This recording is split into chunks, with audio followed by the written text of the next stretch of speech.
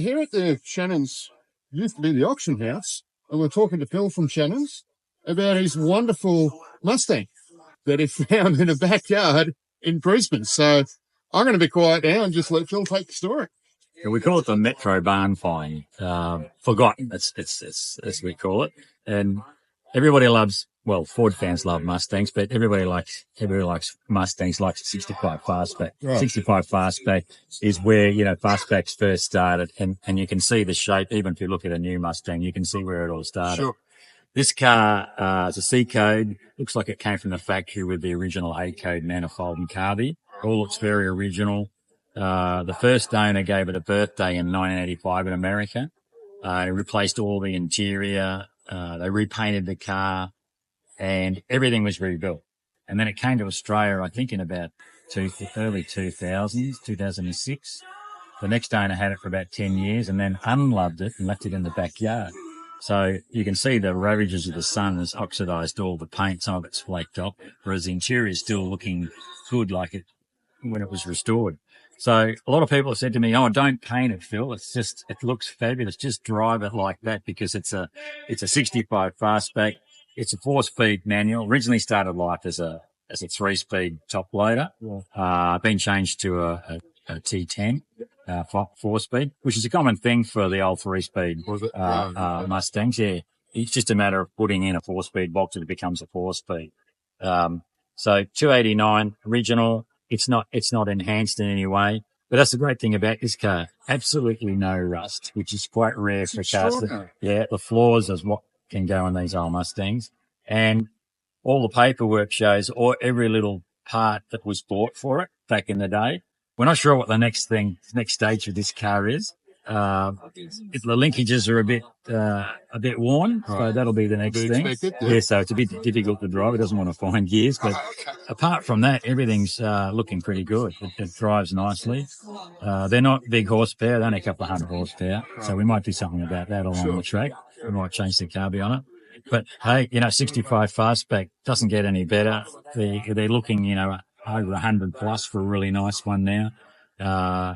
No, you can't afford a Shelby, but coupes are looking at, around 50 grand now. So a fastback is more popular than a coupe, because there's probably less of them in Australia. There's probably more coupes.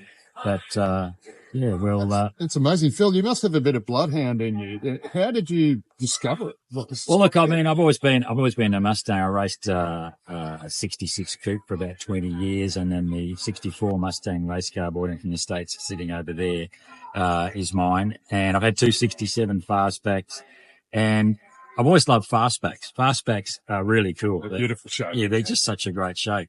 And like most motor enthusiasts, you sit around looking at cars for sale, even if you're not in the market. Sure. But if you see something, you just have to buy. And this car was sitting at Castledine on Facebook Marketplace, and it wasn't anywhere else. And how long ago? 2018. Okay, so not that long. Yeah, just before COVID hit. Yeah. I'm sure if it was during COVID, the vultures would have been all over it. For sure, mate. So if they were allowed out. Yeah, it looked like it had rats in the air cleaner. The tyres were flat. The suspension was sagged, but it had no rust. And it didn't take much to get it going. We just changed all the fluids. We had drum brakes on the front, so it didn't stop. You had to think about stopping about a couple of 100 metres before you wanted to stop. So we put the genuine Mustang Kelsey Hayes 4-spots discs on the front, so it stops okay now. But so the next stage, we've got a lot of go-fast bits from the days of racing Mustangs. So we might change manifold, exhaust, and that sort of stuff, just to give it a little bit more go.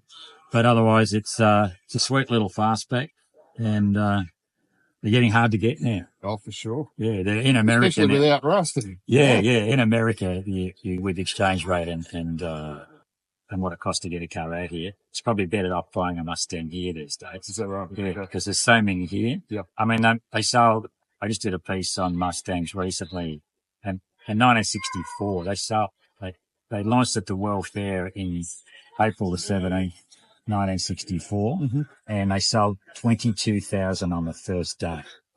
And they never thought they would sell that many. So in 18 months, they sold 1 million Mustangs. Yeah. I think they budgeted for about 100,000. It's just got so much character, mate. It's beautiful. Yeah. Well, we'll look forward to seeing that out on the road. Yeah. Well done. We'll get into it. Great soon. stuff. Thanks. There you go. They're out there, folks. You just got to keep looking. Be That's right. eagle-eyed, do your research, and just keep looking.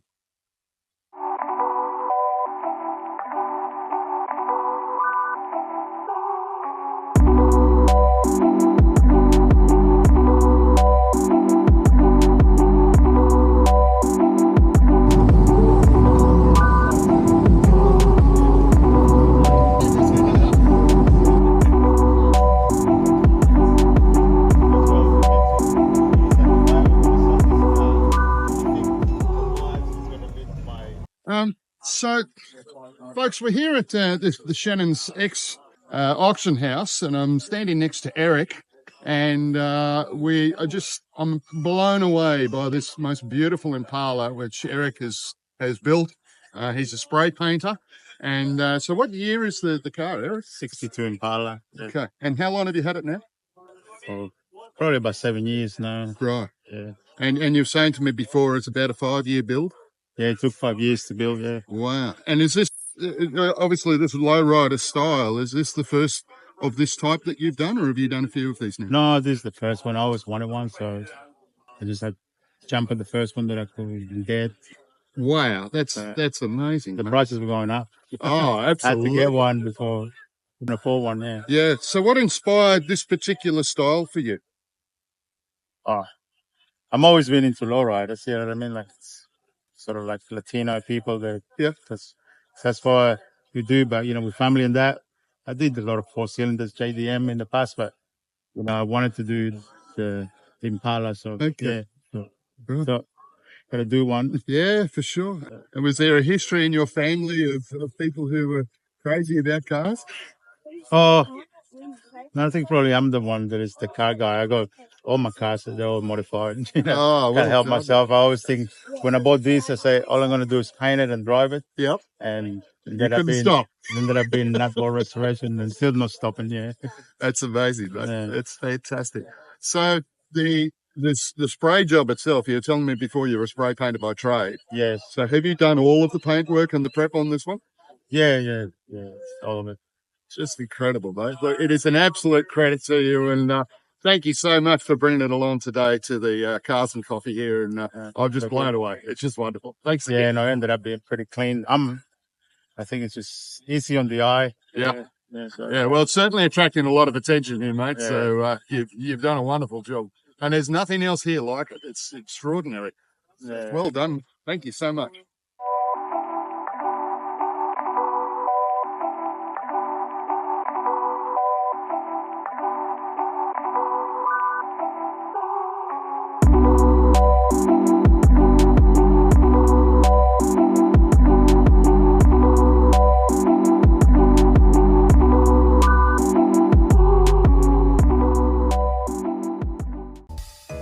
So, if you've got a car, if your friend, family member, whoever it is, has got a car that you'd love to see featured on the show, then right down the bottom of the screen here is where you're going to find a link to it.